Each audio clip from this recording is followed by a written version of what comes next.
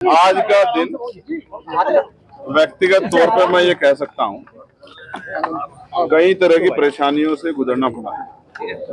रात को 12 बजे मेरे घर पे पुलिस ने नाकेबंदी की और सुबह पूरे जिले की फोर्स मेरे घर पर लगा दी। मैंने उनसे पूछा कि ऐसा क्या कारण हुआ कि ये फोर्स लगाई गई, तो उनका कहना यह था कि आप मेरठ नहीं जा सकते हैं और मेरठ में जो जेल में बंदे लोग उनसे नहीं मिल सकते। दो प्रकरण है यहाँ आने के। पहला है कि अपने गुर्जर समाज के स्वाभिमान सम्मान पर जब आंच आई तो गुर्जर समाज के लोगों ने एक बहुत बड़ा प्रोटेस्ट पंचायत के रूप में यहाँ करने का प्रयास किया और उसकी परमिशन नहीं दी गई, क्योंकि भारत में सम्मान को, जो स्वाभिमान सम्मान है, उसको बहुत दिल से जो है जोड़ा जाता है।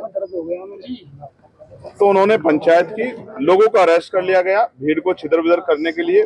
बहुत सारे साथी जो पहले से डिटेन करके वहां से ले जाए गए और बाद में पुलिस ने लाठीचार्ज किया। मेरे पास है प्योर पाव भाजी का मसाला, पाव भाजी मसाला, पाव भाजी को टेस्टी बना डाला, सबका राजा आल प्योर मसाला। लेकिन पहले दिन 151 का मुकदमा था, पुलिस जानती है इस बात को, आम आदमी भी जानते हैं, मीडिया भी जानती है।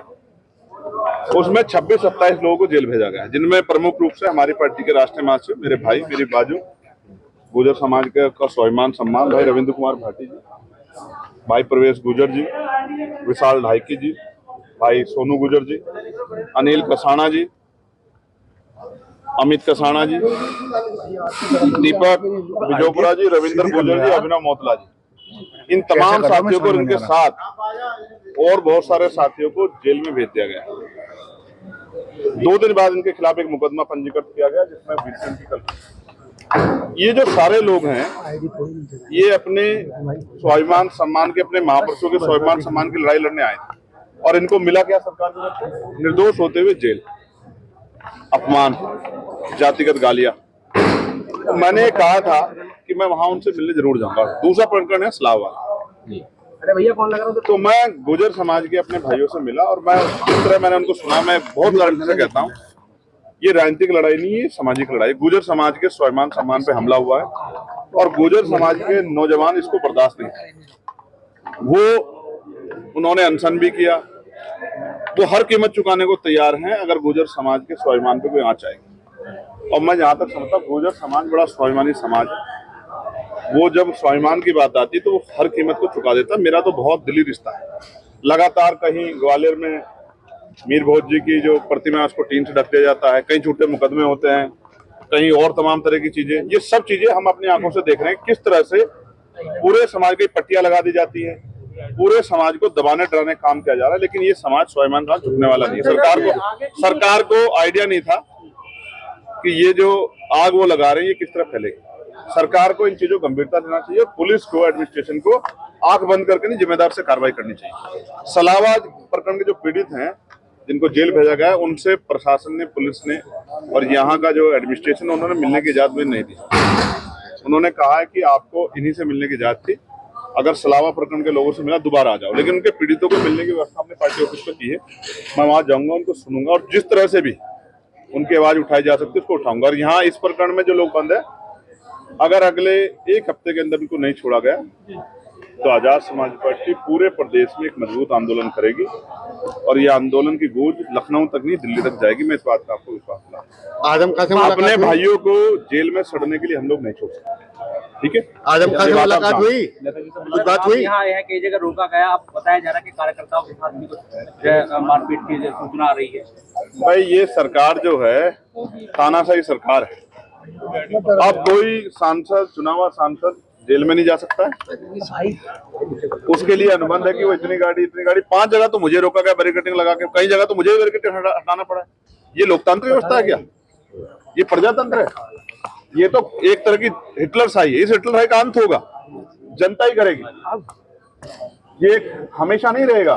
जो आज का माहौल है ये बदलेगा। चंद्रशेखर जी, ये जो दर्द आप बयां कर रहे हैं, यही दर्द ये सोमेन तोमर आए थे जो बीजेपी के मंत्री हैं, उनका भी क्या करना था? वो कह रहे हैं विपक्ष ने कराया उन्होंने सब। भी ये कहा कि ये इलीगल हुआ है और गलत तरीके से इनको जेल भेजा ये गया। विपक्ष की साजिश है। उन्होंने कहा ये विपक्ष शब्दों की का साजिश है। इस्तेमाल नहीं, किया। उनका उनका पूछने कहना दीजिए। था, मेरा सवाल हो जाए, उनका कहना था कि जातीय संघर्ष को आवाज नहीं आ रही। क्रिएट करना चाहता है, इसलिए इस तरह की राजनीति। ठीक, बहुत अच्छा सवाल है। अब जवाब भी सुन लो प्यारे भाई। उनकी सरकार है, उन्हीं की पुलिस है, उन्हीं का एडमिनिस्ट्रेशन है। टोल पे घटना हुई थी, मुकदमा भी लिखा गया था, कितने लोग जेल गए? कौन करवा रहा जातीय संघर्ष? किसने लगाया बोर्ड? इनकी क्या मांग थी कि बोर्ड हटा दो? क्या गलत मांग थी?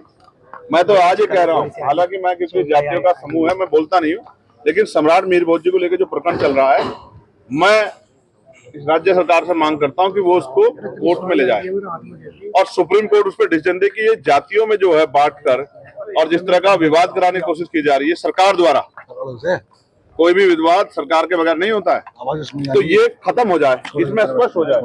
उसके लिए इस पूरे विवाद को सुप्रीम कोर्ट ले जाना चाहिए। ठीक है, वैसे तो महापुरुष सबके होते हैं, लेकिन अगर इस पे जो कोई विवाद हो रहा है तो उसकी गंभीरता, आज क्यों आपको ये जाति वाला बोर्ड हटाओ ये सब क्यों करना पड़ा? आप तो दादरी में जाके करके आए थे ना, आपको याद नहीं आता मीडिया के साथियों को? कौन करके आया था? मैं करके आया था, मुख्यमंत्री करके आए थे। ये सब आपके सामने कौन करा रहा है? और देखिए, मंत्री जी को चाहिए था वो इनको छुड़वा देते, हम होते मंत्री तो छुड़वा के ले जाते हाथ पकड़ के अपने भाइयों को। अगर हमारी सरकार होती तो झूठा मुकदमा होने देते, सो रहे थे क्या वो लोग? कल नंदकिशोर गुर्जर ये कह के गए हैं कि जो पत्थरबाज थे वहाँ पे वो मुस्लिम थे। वो मुस्लिम थे। वो बेचारे खुद बुरे हाल में हैं। आपसे छिपा हुआ है क्या? बताइए। अपनी सरकार के खिलाफ आंदोलन करते रहे। अच्छा चंद्रशेखर जी, एक सवाल बार बार सामने आ रहा है, अभी आदम खां आए हैं, उनसे कोई बात हुई है? जी आगे मेरी क्या बात हुई उनसे, फोन पे मेरी बात हुई और मैंने आपसे बताया, हमेशा बताया, आज फिर कह रहा हूँ, मेरे उनसे राजनीतिक रिश्ते नहीं है जी परिवार के रिश्ते हैं जी। और उन्होंने जब मैं उनसे पूछ रहा था कि उनकी तबीयत कैसी है, वो मुझसे पूछ रहे थे कि आपकी तबीयत कैसी है, हाँ कैसा चल रहा है, जंग कैसी, लड़ाई कैसी चल रही है। मैंने उनसे कहा मैं जल्द आपसे मिलने के लिए आऊंगा, मैं उनके अच्छे स्वास्थ्य की और दीर्घायु की कामना करता हूँ और जो अन्याय उनके साथ किया गया वो अन्याय खत्म हो। आगे की कोई मैं आज एक बहुत इंपॉर्टेंट बात आपको बताता हूँ। मेरठ में क्रांति धरा है ना, ये जी यहाँ एक बाबा जी ने कहा कि ये तो मिनी पाकिस्तान है। आप बताओ मीडिया के भाइयों, क्या ये मिनी पाकिस्तान है?